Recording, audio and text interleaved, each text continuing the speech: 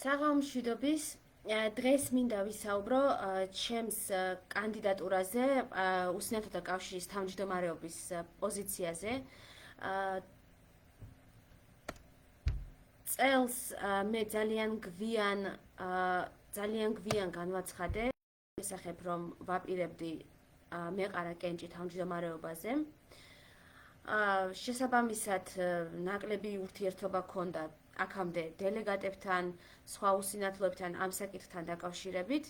28 ივლისს, როგორც იცით, კანდიდატებისა, თავმჯდომარეობის კანდიდატებისა უკვე დელეგატებთან, ანუ ხმის უფლების მქონე უსინათლოთა კავშირის წევრებთან, თუმცა ბუნებრივია ეს შეხვედრა ფიზიკურად იყო უსინათლოთა კავშირის რეგიონებიდან მაგალითად ბევრი დელეგატი ვერ შემოგვიერთდა, თან ამას დაემატა პანდემიური ვითარება, რის გამოც ჩავთვალე რომ ეს ლაივი საჭიროა იმისთვის რომ უფრო მეტად გამეცნო ჩემი პროგრამა თქვენთვის ყველასთვის,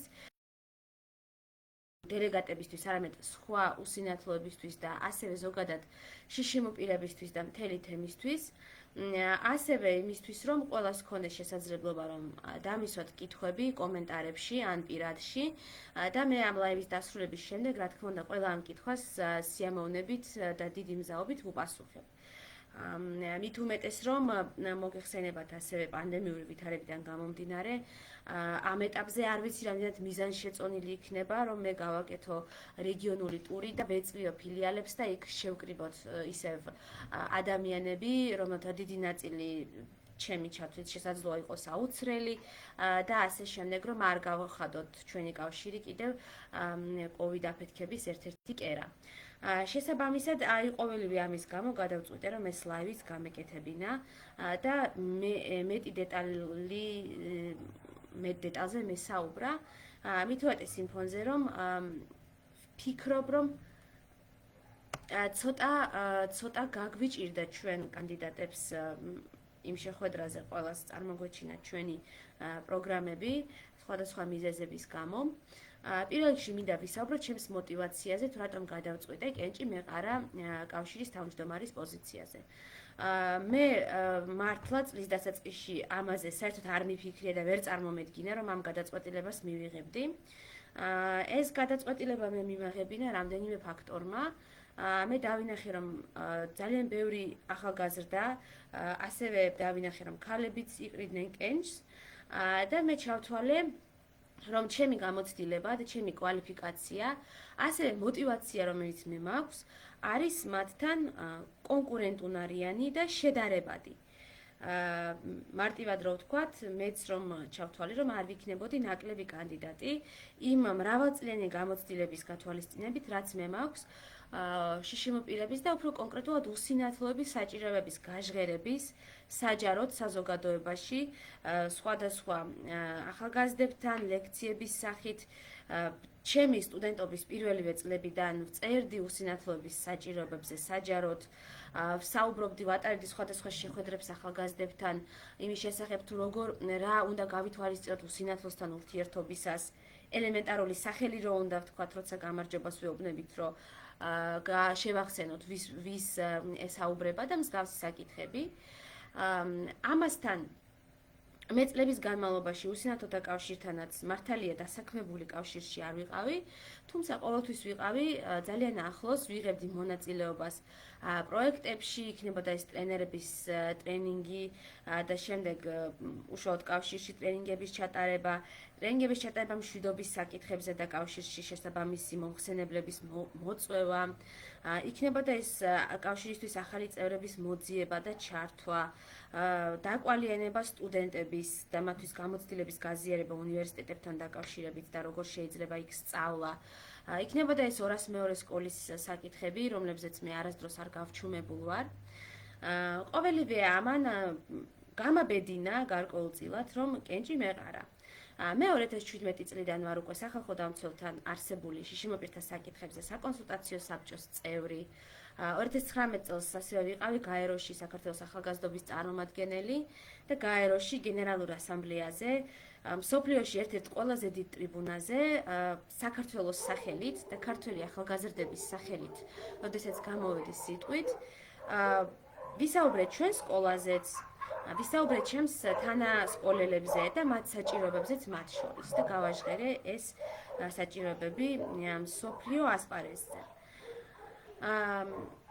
კავშირთანაც მაქვს უშუალოდ თანამშრომლობა წლების განმავლობაში, მათ შორის 2017 წელს ვიყავი წესდების შემუშავების კომისიის წევრი. ასევე წელს გავხდით ჩვენი პირველი ფილიალის, ანუ ისანი სამგორის ფილიალის გამგეობის წევრი. მაშინ, როდესაც ჯერ არ მქონდა გადაწყვეტილი კენჭისყრა თავმჯდომარეობაზე, მე ძალიან ბევრი სხვათა შორის კანდიდატისგან განსხვავებით, მათ შორის დავრჩი ბოლომდე ჩვენი ფილიალის ყრილობაზე, დაველოდე არჩევნების შედეგებს და ასევე ვითხოვე და გამოვხატე სურვილი, რომ ყოფილიყავი გამგეობაში. იმის მიუხედავად, რომ დელეგატად არ ვიყავი არჩეული. ამასთანავე იმანაც მაფიქრა და გადამაწყვეტინა ეს ნაბიჯი, რომ დელეგატად კენჭისყრის დროს მე არ მქონდა შესაძლებლობა, რომ სათითაოდ ფილიალის თითოეულ წევრთან, როგორც კანდიდატს მემუშავა და მისთვის გამეცნო ჩემი თავი და ჩემი ხედვები. იმიტომ რომ არ მქონდა მათ საკონტაქტო მონაცემები. შესაბამისად და ვერ მოვაგროვე საკმარისი ხმა იმისთვის, რომ გამხდარიყავი დელეგატი. თუმცა მინდა ვთქვა, რომ ჩვენი ფილიალის ზომიდან გამომდინარე, მე უფრო მეტმა ადამიანმა მომცა ხმა რაოდენობრივად, ვიდრე ძალიან ბევრი სხვა ფილიალის დელეგატად არჩეულ ადამიანს. შესაბამისად, მე გარკვეული ლეგიტიმაცია კავშირში მე ვთვლი, რომ მოპოვებული მაქვს მათ შორის. და ვიდრე მე არ მქონდა ამ ადამიანებთან მუშაობის შესაძლებლობა, გადავწყვიტე, რომ შემემოწმებინა, რამდენად შესაძლებელი იქნებოდა, რომ მე დამიჭირო კავშირის წევრებმა მხარი, იმ პირობით, რომ მე შევძლებდი თითოეულ მათგანთან დაკავშირებას და უშუალოდ გასაუბრებას და ჩემი პროგრამის და პრიორიტეტების მათთვის გაზიარებას. ასევე ძალიან მნიშვნელოვანი მგონია იმისთვის, რომ ჩვენი კავშირი წინ წავიდეს, რომ თავმჯდომარეობის კანდიდატი იყოს ადამიანი, რომელსაც თვითონ სურს თავმჯდომარეობა. ანუ ადამიანი, რომელიც არის მოტივირებული, რომ გახდეს თავმჯდომარე. იმიტომ რომ სხვა შემთხვევაში თუ ადამიანს თხოვენ, რომ ჩაერთოს და შემდეგ ის ხდება მაღალ თანამდებობაზე, მაღალ პოზიციაზე, ის რამე რომ მოხდეს, ის აუცილებლად გადააბრალებს პრობლემებს იმ ადამიანებს, ვინც მას თხოვა. ეს სამწუხაროდ საკმაოდ ხშირად ხდება ჩვენს ქართულ პოლიტიკაში და მე ძალიან არ მინდა, რომ ეს მოხდეს კავშირში. იმიტომ რომ, ეს ვითომ მოჩვენებითი თავმდაბლობა, რომ რაღაცა მე არ მინდოდა, მე მთხოვეს, თორემ მე პრეტენზია არ მქონდა, მაგრამ ამავდროულად ეს ნიშნავს პასუხისმგებლობისგან გაქცევასაც. არ მისაუბრე ასევე ჩემს განათლებაზე, მე მაქვს იურიდიული განათლება, წარჩინებით დავასრულე თბილისის სახელმწიფო უნივერსიტეტიც, 202 უსინათლოთა საჯარო სკოლაც თავის დროზე, სხვადასხვა პროგრამით ნამყოფი ვარ 18-მდე ქვეყანაში დაფინანსებით და ამ პროგრამების უმრავლესობა არ იყო განკუთვნილი უშუალოდ უსინათლო ან ზოგადად შშმ პირებისთვის, ეს იყო პროგრამა ყველა ახალგაზრდისთვის და საკმაოდ ხშირად ვიყავი ერთ-ერთი პირველი შშმ პირი იმ კონკრეტულ პროგრამაში, რომელიც მონაწილეობდა. ხა რატომ არის ეს მნიშვნელოვანი? იმიტომ რომ მე აი ამ მოგზაურობებში დავაგროვე გარკვეული გამოცდილება, ინფორმაცია იმის შესახებ, თუ რა ხდება სხვა ქვეყნებში უსინათლოებთან და შშმ პირებთან მიმართებაში. და ეს ინფორმაცია მე შემიძლია, მათ შორის რომ კავშირს ძალიან სასარგებლოდ გამოვაყენებინო და კავშირს შევწირო და ვასარგებლო. მე ასევე ვიყავი წინასაარჩევნო კომისიის წევრი, რომელიც მე რა თქმა უნდა დავტოვე იმისთვის, რომ არ ყოფილიყო რაღაც ინტერესთა კონფლიქტი და ამ კომისიაში ჩემმა მუშაობამაც დამანახა, რომ ანუ მე როგორც ერთი რიგითი წევრი ამ კომისიისა, სამწუხაროდ ბევრს ვერაფერს შევცვლიდი, გარდა იმისა, რომ უბრალოდ ჩემს აზრს და დანახულ რაღაც გამოცდილებას ავსახავდით ოქმში და ეს იქნებოდა, ეს იყო ის რა ზეგავლენის მოხდენაც მე შემეძლო ამ როლში. ყოველივე ამის გათვალისწინებით გადავწყვიტე, რომ კენჭი მეყარა. რაც შეეხება ჩემს პრიორიტეტებს, როგორც თავმჯდომარის და როგორც კანდიდატს პირველ რიგში. ვინაიდან ჩვენი წესდების თანახმად წამყვანი გადაწყვეტილების მიღების ორგანო კავშირის შიგნით არის მაინც გამგეობა. შესაბამისად, მე ყველა გადაწყვეტილების მიღებაში, განსაკუთრებით რაც შეეხება კავშირის შიდა პოლიტიკას, რა თქმა უნდა დავყვე გამგეობის უმრავლესობის ნებას. შესაბამისად, მე უფრო მეტი აქცენტი გავაკეთე იმაზე, რისი გაკეთება შემეძლება კავშირის გარეთ, იმიტომ რომ ზუსტად ხელმძღვანელობით და წარმომადგენლობითი უფლებამოსილება აქვს კავშირის თავმჯდომარეს. და კავშირის გარე აქტივიზმი არის ის, სადაც კავშირის თავმჯდომარეს შეუძლია სერიოზული გავლენის და ცვლილების მოხდენა. მით უმეტეს, რომ მე ვფიქრობ, კიდევ ერთი რაც ძალიან მნიშვნელოვანი არის ჩემთვის, რომ იმის ნაცვლად, რომ რაღაც შიდა დაპირისპირებებს მოვანდომოთ დრო, მნიშვნელოვანია ჩვენ გავერთიანდეთ უსინათლოები სხვა ერთმანეთში და შემდეგ უკვე სხვა შეშიმოპირებთანაც, იმისთვის, რომ მივაღწიოთ ჩვენი უფლებებისთვის საჭირო სხვადასხვა სიკეთეებს და დავიცოთ ჩვენი ინტერესი. ამაში სხვათა შორის არ იგულისხმება, რომ კავშირმა ყველაფერი უნდა გააკეთოს თვითონ და გახდეს სახელმწიფო სახელმწიფოში. ამიტომაც ჩემი პროგრამა მე ვთვლი, რომ არის საკმაოდ რეალისტური, იმ ხრივ, რომ ის ეფუძნება იმ რესურსებს, რომლებიც დღეს კავშირს აქვს და არა გაოცმაგებულ, გაათმაგებულ თქვათ თანხებს, ხო? იმიტომ რომ ზუსტად იმის გამო, რომ მე ძალიან კარგი და აქტიური ურთიერთობა მრავალწლოვანი მაქვს სხვადასხვა საერთაშორისო ორგანიზაციასთან, მე ვიცი, რომ დაფინანსების მოპოვება, შემოსავლების გაზრდა, სოციალური საწარმოებიდანაც მათ შორის არ ხდება 1 წელიწადში და 2 წელიწადში. ამას შესაძლოა დაჭირდეს წლები და 10 წლეულები. ხოლო უსინათლოების უფლებები არ იცდის და საჭიროებს შესრულებას და დაცვას. შესაბამისად, იქ, სადაც კავშირი უშუალოდ თავისი რესურსით ვერ შეძლებს რაღაცის უზრუნველყოფას, მან უნდა იმუშაოს იმისთვის, რომ ეს ყველაფერი გააკეთოს სახელმწიფომ. შეშიმოპირებისთვის და მათ შორის უსინათლოებისთვის. ჩემი შიდა პრიორიტეტი იქნება პირველ რიგში იმ პრაქტიკის აღმოფხვრა, რომლის თანახმადაც თავმჯდომარის არჩევის დროს, ახალი თავმჯდომარის უფლებამოსილების დაწყებისას, კავშირის ყველა თანამშრომელი ითვლება სამსახურიდან გათავისუფლებულად. ეს არის კანონ პირდაპირ შრომის კოდექსის დარღვევა, იმის გამო, რომ შრომის კოდექსის მიხედვით 30 თვეზე მეტი ვადით თუ მუშაობს ადამიანი ერთსა და იმავე თანამდებობაზე, ის ითვლება განუსაზღვრელი ვადით შრომით ხელშეკრულებად. რაც ნიშნავს, რომ ასეთი ადამიანის სამსახურიდან გაშვება შეიძლება მხოლოდ მის მიერ არაჯეროვნად სამუშაოს შესრულების დროს. ასევე, რა თქმა უნდა, რეორგანიზაციის შემთხვევაში, თუმცა რეორგანიზაციას უნდა ქონდეს შინაარსობრივი მიზეზი და არა ისე რეორგანიზაციისთვის იმისთვის, რომ გამოვაცხადოთ კონკურსი და ადამიანები გაუშვათ სამსახურიდან დაუსაბუთებლად. რა თქმა უნდა, თუ ვინმე არაჯეროვნად შეასრულებს თავის სამუშაო მოვალეობას, ბუნებრივია, ლეგიტიმურად ის უნდა გათავისუფლდეს სამსახურიდან, თუმცა ამას მოყვება შესაბამისი დასაბუთება, თუ რას ნიშნავს, თუ რატომ გათავისუფლდა ესა თუ ის ადამიანი. რაც შეეხება ჩემს და მესამე ამბავი, რაც აუცილებლად სახსენებელი არის ის, რომ ძალიან რთულია გავერკვეთ გარედან კავშირის შიდა ბუღალტერიაში, სხვადასხვა საკითხებში, ამიტომ კავშირის რეფორმირებაზე საუბარი ამ ეტაპზე მე მიზანშეც შეუწონად მიმაჩნია. ხო იმ პირობებში, როდესაც არ მქონია შესაძლებლობა, რომ დავკვირვებოდი, ვთქვათ, შიდა მუშაობას. შესაბამისად, ამისთვის სხვა საჭირო იქნება დამატებითი დრო, უკვე მოგვიანებით, თუმცა მანამდე შესაძლებელი იქნება იმ საგარეო, ესე ვთქვათ, პრიორიტეტების განხორციელება, რაც რისი შანსიც არსებობს და რისი წარმატების იმედიც მაქვს და აქვე დავასაბუთებ, თუ რატომ მაქვს ამა თუ იმ შედეგის მიღწევის იმედი. პირველ რიგში კავშირს აქვს ძალიან დიდი ადამიანური რესურსი, რაც მნიშვნელოვანია შედეგების მიღწევისთვის ძალიან ბევრ სფეროში. ჩვენ უკვე გვაქვს ბევრი კვლევა, ბევრი ინფორმაცია იმის შესახებ, თუ რა გვჭირდება უსინათლოებს.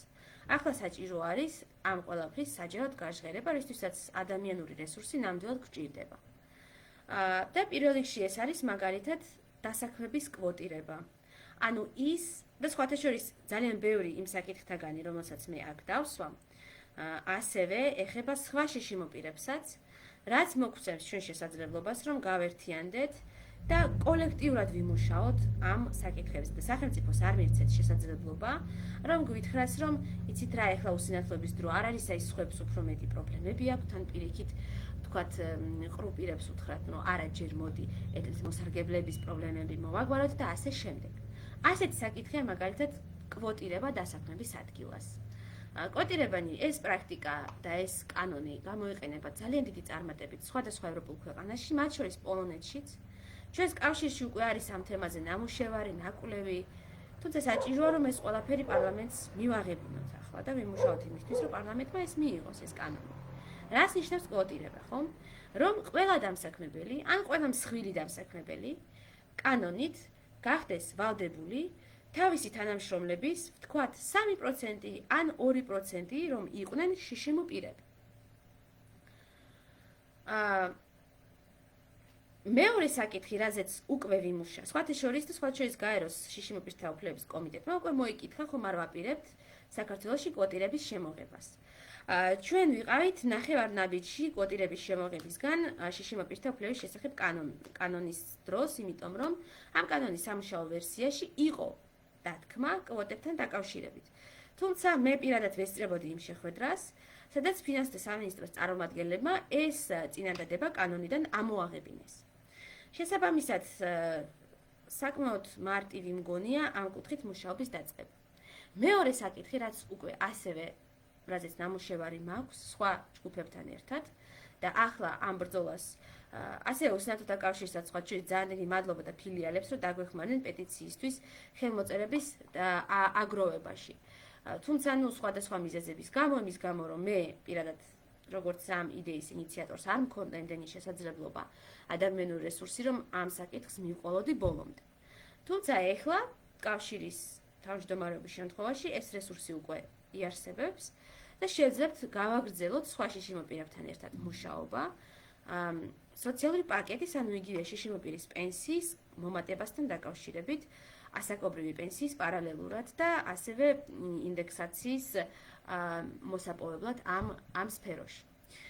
ასევე ჩვენ შევძლებთ სხვა ყველა შიშიმო პირთან ერთად ვიმუშაოთ საშემოსავლო გადასახადისგან განთავისუფლების ლიმიტის აწევაში. დღეს ეს ლიმიტი მკვეთრად გამოხატული შიშიმო პირებისთვის, ანუ პირველი ჯგუფისთვის არის 6000 ლარი. ხოლო მნიშვნელოვნად გამოხატული შიშიმო პირებისთვის 3000 ლარი, ანუ მეორე ჯგუფისთვის წელიწადში. ანუ 3000 ლარს თქვენი ხელფასი, ან 6000 ლარს წელიწადში როგორც კი გადაცდება, იწყება თქვენი დაბეგრვა საშემოსავლო გადასახადით. ყველანი მე მგონი ვთანხმდებით იმაზე, რომ 500 ლარი საშუალო თვიური ხელფასი არის მინიმალური. და წარმოვიდგინოთ, რომ აი მაგათ ადამიანს აქვს 600 ლარი და ის იბეგრება, რაც ნიშნავს, რომ ხო, ანუ რაღაც თანხას უკვე იხდის ბიუჯეტში. მაშინ, როდესაც ეს თანხა მას შესაძლოა ჭირდებოდეს ელემენტარულად გამცილების დასაქირავებლად. და გამოდის, რომ ის იმ 500 ლარს თუ 600 ლარს ისედაც არ იღებს ხელზე, იმიტომ რომ როგორც უსინათლოს ჭირდება მაგალითად გამცილებელი ან ჭირდება მძღოლი. შესაბამისად, იღებს უამრავ ხარჯს, რომლის კომპენსაციაც არის სწორედ ეს საგადასახადო ბრჭყალებში შეღავათი. შესაბამისად, ჩვენ უნდა ვიფიქროთ მაგალითად საჯარო მოხელის ხელფასის საშუალო ხელფასზე, რომ მოუმატოთ, მაგალითად 1200 ლარის ფარგლებში თვეში, რომ მოვამატოთ და ავწიოთ ეს შეღავათი ბრჭყალებში, ხო, თუნდაც ან 1000 ლარზე. ეს რა თქმა უნდა შესაძლოა რომ გახდეს მსჯელობის საგანი, თუმცა ის რომ ეს არ უნდა იყოს მხოლოდ წელიწადში 6000 ლარი, მგონი ყველასთვის ცხადია. ხელმოწერის საკითხი, რომელიც დღეს პარლამენტში არის შესული, 2019 წელს შევიდა ეს წინადადება საკანონმდებლო, თუმცა დღეს არის გაჩერებული. ამ მიმართულებითაც საკმაოდ მარტივად შეგვიძლია რომ მივაღწიოთ შედეგს, თუ იმ კანონს დავხვეწთ ისე, რომ მან რეალურად იმუშაოს ყველა შიშიმო პირისთვის. მაგალითად, რას გულისხმობ, ხო? დღეს არსებული რედაქციით ადამიანმა თვითონ უნდა დაწეროს თავისი სახელი და გვარი და აი ამ თავისი ხელმოწერით შესრულებული სახელის და გვარის უნდა დაამზადებინოს ბეჭედი, ფაქსიმილე და ის უნდა დაამოწმებინოს ნოტარიუსს. სად არის ლოგიკა? თუ მე ისედაც შემიძლია რომ დავწერო ჩემი სახელი და გვარი, რისთვის მჭირდება მაშინ ნოტარიუსთან რაღაცა ფაქსიმილეს დამოწმება და იმის ტარება? მით უმეტეს რომ დღესდღეობით ძალიან ხშირად მაგალითად ელექტრონული ფანქრით გვიწევს ხელმოწერა. შესაბამისად, ეს ფაქსიმილეს ამბავი უკვე შესაძლოა ჩვენ არ გამოგვადგეს. არც ჩვენ, არც სხვა შიშიმო პირებს, ვისაც მაგალითად არა უსინათლობის, არამედ სხვა მიზეზის გამო არ შეუძლიათ სხვა დარღვევის გამო ხელში მაგალითად კალმის დაჭერა. ამიტომ ძალიან მნიშვნელოვანია, რომ ჩვენ ვიმუშაოთ ზუსტად ელექტრონული ციფრული ხელმოწერის აქტუალიზებაზე ყველგან. მით უმეტეს რომ ეხლა გვაქვს ის რეფორმა, რომ გვაქვს შესაძლებლობა რომ დავატანინოთ ჩვენი შიშიმოს სტატუსი პირადობის მოწმობაზე და ამას უნდა გქონდეს გარკვეული ჩვენთვის შედეგიანობა. ანუ მარტო სტატუსისთვის ხო არ გვინდა რომ ჭყალებში ვიმარიაჟოთ მისით, ხო? ჩვენ უნდა ვისარგებლოთ. მაგალითად უნდა შეგვეძლოს ტრანსპორტში ამ პირადობის გამოყენება. ან იგივე საგადასახადო საკითხს რომ დავუბრუნდეთ, საკმაოდ რთულია ხოლმე ამ დაბეგრილი თანხის დაბრუნება. განსაკუთრებით იმ ადამიანებისთვის, ვინც სხვადასხვა სამსახურში მუშაობს, ან სამსახურებს, ვინც ვიცვლით. ამ მიმართულებითაც აუცილებელია და რომ ვიმუშაოთ შემოსავლების სამსახურთან და გავამარტივოთ ეს პროცედურა. მაგალითად, რომ ერთხელ ადამიანი რომ დარეგისტრირდება, რომელსაც აქვს უვადოდ შიშიმო პირის სტატუსი. ერთხელ რომ დარეგისტრირდეს საგადასახადოში, იმას ხო მისდის საგადასახადოს დეკლარაცია, რა ხელფასი იღებს, რამდენი დაებეგრა და ასე შემდეგ. და ეს თანხა, ეს ინფორმაცია უпростоრად საგადასახადომ, რომ ავტომატურად აღრიცხოს და წლის ბოლოს დაუბრუნოს იმ ადამიანს ანგარიშზე ავტომატურად ის დაბეგრილი თანხა. საკმაოდ მარტივი გასაკეთებელია, უბრალოდ ამას ჭირდება პოლიტიკური ნება. პოლიტიკურ ნებას კი ჭირდება სოციალური დაკვეთის შექმნა. სხვა საკითხები, რაც შეეხება მუნიციპალიტეტებთან მაგალითად მუშაობას. იმის ფონზე, რომ ჩვენ გვაქვს უკვე პერსონალური ასისტენტის სტანდარტებზე მიდის აქტიური მუშაობა, ჩვენ შეგვიძლია რომ მოვითხოვოთ და უნდა მოვითხოვოთ გამცილებლების რაოდენობის გაზრდა. ასევე გამცილების პროგრამის შემოღება ყველა იმ მუნიციპალიტეტში, სადაც დღეს ის არ არის. ხო, აქვე კიდევ ვიტყვი, რა თქმა უნდა, ის პრიორიტეტები, რომელზეც მე ახლა ვსაუბრობ, არ არის ამომწურავი და ფილიალებთან და გამგეობასთან მუდმივი თანამშრომლობით დიდი ალბათობით გამოიკვეთება სხვა პრიორიტეტებიც, რომლებზეც მომიწევს მუშაობა არჩევის შემთხვევაში. ხო. ასევე გაჩერებების გახმოვანება და გამოცხადება ავტობუსებში. ძალიან მნიშვნელოვანია რომ ამას მივახციოთ თბილისშიც და დავიწყოთ ამაზე მუშაობა სხვა მუნიციპალიტეტებში. პრაქტიკა მათ ჩვენა რომ სხვა მუნიციპალიტეტები ძალიან ხშირად ელოდებიან თბილისს, როდის გააკეთებს ის რაღაც რეფორმას და შემდეგ უკვე სხვებიც იწყებენ. შესაბამისად, ესეც შეგვეძლება რომ ამ მიმართულებით ვიმუშაოთ, განსაკუთრებით ფილიალებს ექნებათ ამის შესაძლებლობა. ასე მნიშვნელოვანი იქნება რომ გადავამზადოთ მუნიციპალიტეტის თანამშრომლები შიშიმო პირებთან ურთიერთობის და მომსახურების საკითხში, იმიტომ რომ დღეს ძალიან ბევრი სამსახური სამწუხაროდ მუნიციპალური, მათ შორის ის, სადაც მაგალითად ჩვენ ვიღებთ ტრანსპორტის უფასო ბარათს, საზოგადოებრივი ტრანსპორტის მგზავრობის ბარათს, უდიერად ძალიან შეურაცხყოფილად და დამამცირებლად ეპყრობა უსინათლოებს და შიშიმო პირებს.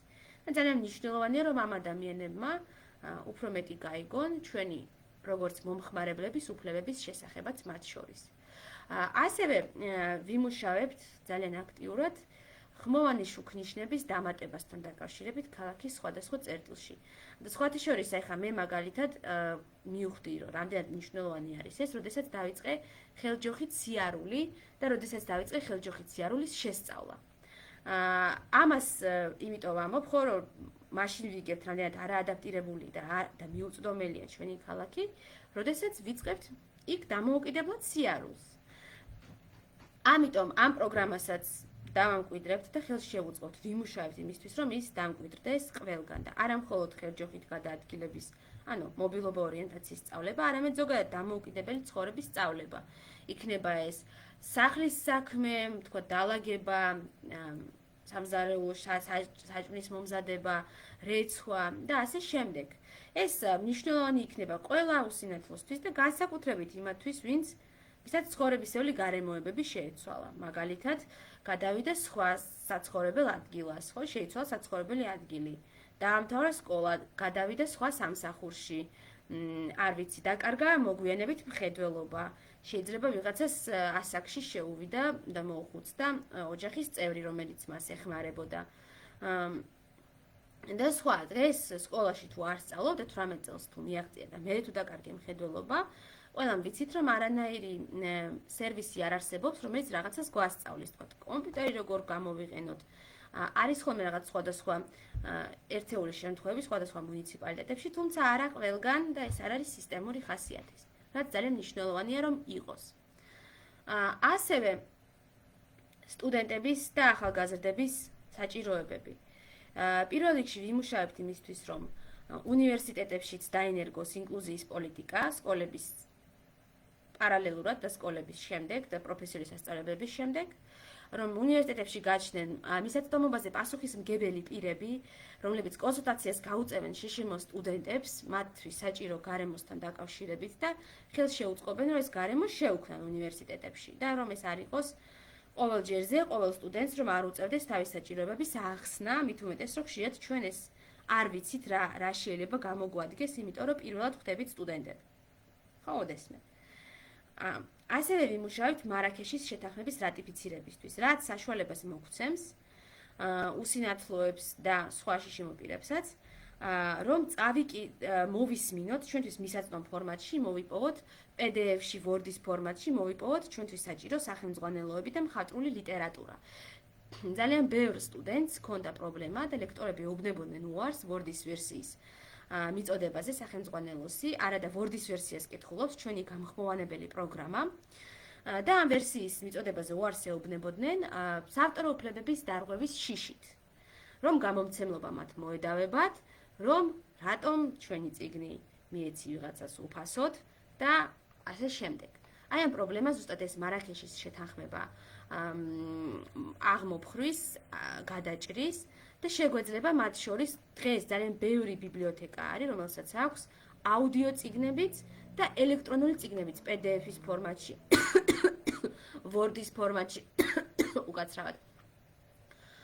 რომლების ყველას თავმოყრაც უნდა შეგვეძლოს ერთ ვებსაიტზე, ერთ დიდ ბაზაში, რომელზე მისაწვდომობაც ექნება ყველა უსინათლოს და ყველა შშმ პირს, ვისაც ეს ჭირდება, თქვათ, ვისაც დისლექსია აქვს და ქაღალდზე დაწერილ წიგნს ვერ კითხულობს მაგალითად, და ესე ჭირდება გამხმოვანებელი პროგრამა, რომ მოისმინოს ეს წიგნები, რომ შევიდეს ქვეყნის ნებისმიერი წერტილიდან, შევიდეს საიტზე და მოისმინოს მისთვის საჭირო წიგნი და სახელმძღვანელო.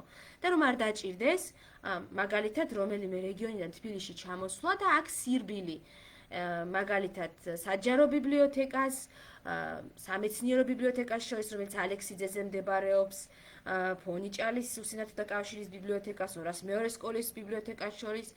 ან წარმოიდგინეთ, ხო, რამდენ სხვადასხვა ადგილას არის თავმოყრილი სხვადასხვა ეს მოსმენად ფორმატში წიგნები. სხვათა შორის გაეროს შშმ პირთა კომიტეტმა აქვე უკვე მოიკითხა ეს ამბავი, ვაპირებთ თუ არა ჩვენ მარაქეშის შეთანხმების რატიფიცირებას, იმიტომ რომ ამის გარეშე ძალიან ბევრი უსინათლო ვერ მუშაობს, იმიტომ რომ ვერ ამუშავებს იმ საჭირო სახელმძღვანელოებს, ვერ წერს სადოქტორო ნაშრომებს, სამაგისტრო ნაშრომებს და ეს ბარიერი ჩვენ უნდა აღმოფხვრათ. ასევე უნდა დავაჩქაროთ და დავაჩქარებთ ვებ მისაწვდომობის სტანდარტების მიღებას იმისთვის, რომ დღეს ძალიან ბევრი გრაფიკა გვხდება ინტერნეტში, რომელსაც ჩვენი პროგრამები ვერ კითხულობს. ამის გამო, მაგალითად, ჩვენი სკოლის მასწავლებლებს ექნებათ პრობლემა, რომ ისინი დამოუკიდებლად ვერ სარგებლობენ სხვადასხვა ვებსაიტებით. ეს ხელს უშლის სხვა უსინათლოებსაც მუშაობის დაწყებაში. და ამ მიმართულებით, როდესაც ჩვენ გვექნება მისაწვდომობის სტანდარტები, და შემდეგ ეს ადამიანები ამას ისწავლიან, ამის გამოყენებას, ისინი შეძლებენ უფრო მეტ და მრავალფეროვან ადგილებში მუშაობას მათ შორის.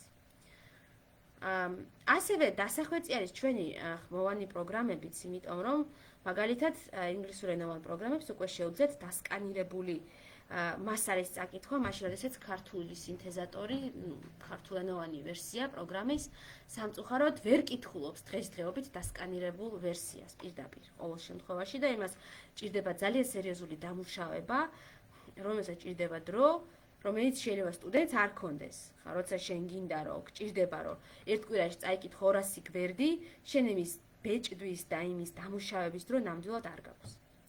ასევე ვიმუშავებთ იმისთვისაც, რომ სტუდენტებისთვის და ახალგაზრდებისთვის მოვიძიოთ სხვადასხვა გაცვლითი პროგრამები უცხოეთში, რომელშიც შეიძლება ჩვენ ისინი ჩავთოთ. იქნება ეს თქვა Erasmus Plus-ის თუ სხვა ახალგაზრდებისთვის განკუთვნილი პროგრამები. ზოგადად კავშირი იქნება აქტიურად ჩართული ყველა შშმ თემატიკასთან დაკავშირებულ ყველა პროცესში. დავწერთ კომენტარებს, მოსაზრებებს, დავესწრებით აქტიურად შეხვედრებს. რაც ძალიან მნიშვნელოვანია ჩვენი ხილვადობისთვის და უსინათლოების ხმის გაძლიერებისთვის თემშიც და თემს გარეთაც. აი ეს ყველაფერი რაც მე ვთქვი, ჩვენ თუ ამ ყველაფერს ორგანიზებას გავუწევთ და ხელს შევუწყობთ შშმ-პირთა მოძრაობაშიც, მათ შორის ჩვენ გვექნება ხმა და გამოჩნდება, რომ ჩვენ შეგვიძლია ძალიან ბევრი სასარგებლო საქმის გაკეთება. რაც ძალიან წაგვადგება ბუნებრივია თემს ამ მიმართულებით. და ხელს შეუწყობს სხვათა შორის ახალი წევრების მოზიდვას. სამწუხაროდ ძალიან ბევრი უსინათლო არის დღეს კავშირს მიღმა მაგალითად და არ იციან მის შესახებ. და ეს ცნობადობის ამაღლება სწორედ ხელს შეუწყობს კავშირში მეტი ადამიანის გაწევრიანებას და ყოველი ადამიანი, რა თქმა უნდა, ნიშნავს ადამიანურ რესურსს, რაც დროს, ენერგიას, мотивაციას, რომ რაღაცა გავაკეთოთ ერთად. მე მგონი თუ არ ვცდები, მე ძირითადი ჩემი პრიორიტეტები დავფარე, რაც მიმაჩნდა რომ მნიშვნელოვანი იქნებოდა რომ გავაკეთოთ. კიდევ ერთხელ ვიმეორებ, პრიორიტეტები უნდა იყოს რეალისტური, რა არის და მართლა ერთ ვადაზე და არა 10 და 4 და 5 და 6 ვადაზე გათვლილი ბუნებრივია, იმიტომ რომ ჩვენ ვირჩევით ახლა ერთი ვადით, ხო? მხოლოდ 5 წლით, ხოლო შემდეგ იქნება ახალი არჩევნები და აირჩევენ ახალი ადამიანები. მე აქ დავასრულებ ჩემს პროგრამაზე საუბარს. მადლობა ყველას, ვინც მომისმინეთ ბოლომდე და ველოდები კითხვებს პროგრამასთან დაკავშირებით.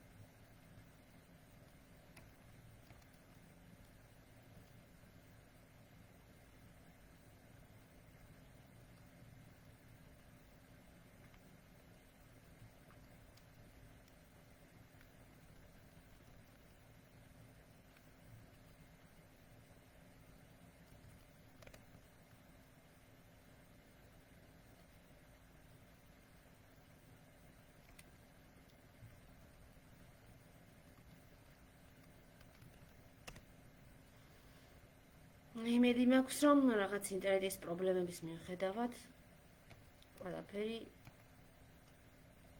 ისმოდა.